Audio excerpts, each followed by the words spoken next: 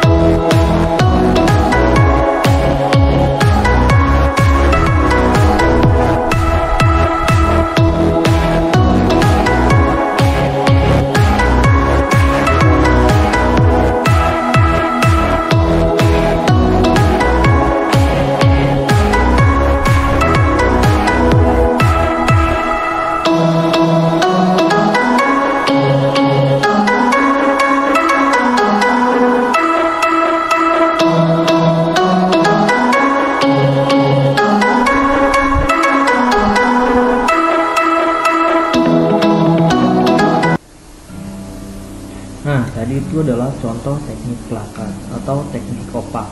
Jadi kita bisa lihat ya, yang pertama pembuatannya yaitu dengan menggunakan background yang warna pekat yaitu coklat tua, ditimpa lagi dengan layer selanjutnya yaitu coklat muda, ditimpa lagi dengan hijau tua, ditimpa lagi dengan hijau muda, ditimpa lagi dengan, jadi layer by layer, dan warnanya itu pekat semua, jadi tingkat tempat, gak ada yang dihapus, gak ada yang transparan. Jadi seperti itu adalah contoh pembuatan teknik plakat atau teknik opak. Teknik kedua yaitu teknik kolase. Ya, teknik kolase merupakan teknik melukis dengan cara memotong kertas yang kemudian ditempelkan pada sebuah objek tertentu sehingga membentuk sebuah lukisan. Jadi teknik kolase ini merupakan teknik melukis dengan cara memotong kertas ya. Jadi biasanya banyak juga yang memotongnya, ada yang bulat atau lingkaran, atau yang kotak, persegi, mau persegi panjang, dan lain-lain. Nah, sehabis dari potongan kertas tersebut akan ditempelkan dalam sebuah sket, dan ditempelkannya juga dengan menggunakan perekat. Perekatnya itu berupa lem ya, dan bisa lem kertas, bisa lem kayu, bisa lem semacamnya ya. Intinya bisa menempelkan si kertas tersebut ke dalam sket. Jadi ini adalah contoh pembuatan teknik kolase.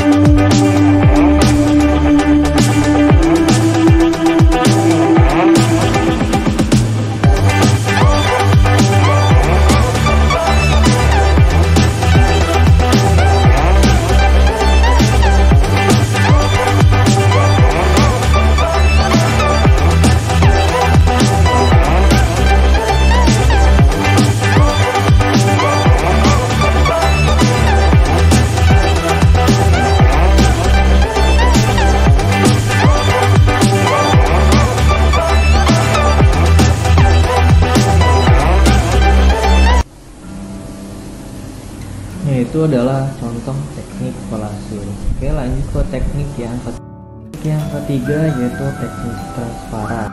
Apa sih teknik transparan? Yaitu teknik transparan merupakan teknik yang sering digunakan ketika menggambar atau melukis. Biasanya memakai cat air, tapi hanya sekedar digoreskan tipis-tipis saja, sehingga akan menghasilkan tekstur yang transparan. Jadi ini kebalikannya dari teknik plakat ya, atau teknik opak. Kalau misalnya plakat itu menggunakan goresan yang tebal, kalau misalnya transparan ini ya goresan yang transparan atau tipis-tipis transparan ini, sehingga kelihatan backgroundnya ya, backgroundnya. Nah, biasanya kebanyakan orang-orang yang menggunakan teknik transparan ini menggunakan media cat air. Karena kenapa? Karena yang pertama lebih mudah ya. Jadi seperti itu. Kalau misalnya cat air itu campurannya harus air, kalau misalnya cat minyak campurannya itu harus alkohol. Kalau misalnya kita ingin cat ini menjadi transparan, otomatis kita harus mencampurkan campurannya yang banyak. Kayak misalnya cat air ya, berarti airnya harus banyak. Oke, kalau misalnya airnya sedikit ya tetap sama pekat. Ya berarti dikategorikan menjadi teknik plakat, bukan teknik transparan. Yang dimana kalau misalnya teknik transparan itu berarti kombinasi airnya itu harus banyak sehingga catnya itu, pigmennya itu tidak mendominasi. Jadi seperti itu. Ini adalah contoh teknik transparan.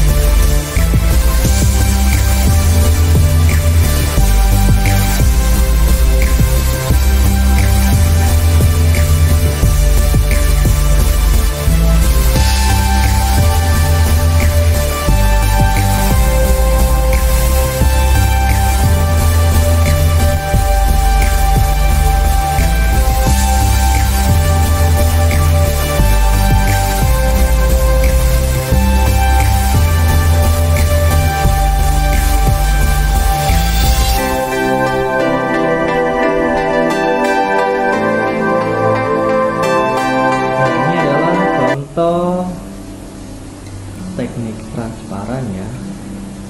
Nah, lanjut dari contoh teknik transparan, teknik melipat, menggunting dan merekat. Ini adalah teknik yang keempat. Nah, bisa disingkat juga dengan teknik 3M, melipat, menggunting dan merekat.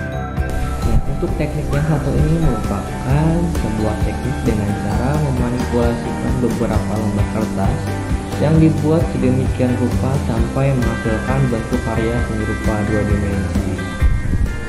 Jadi teknik ini hampir sama dengan teknik kolase.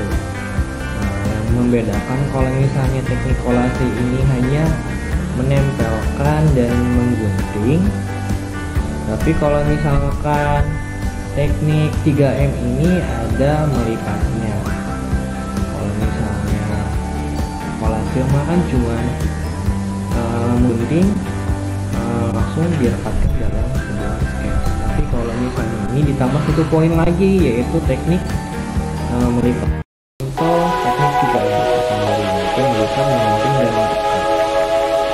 Kalau tadi ulangi lagi ya, kalau misalkan teknik kolase yang tadi disebutkan di teknik kedua tadi, kalau misalnya kolase cuma menggunting dan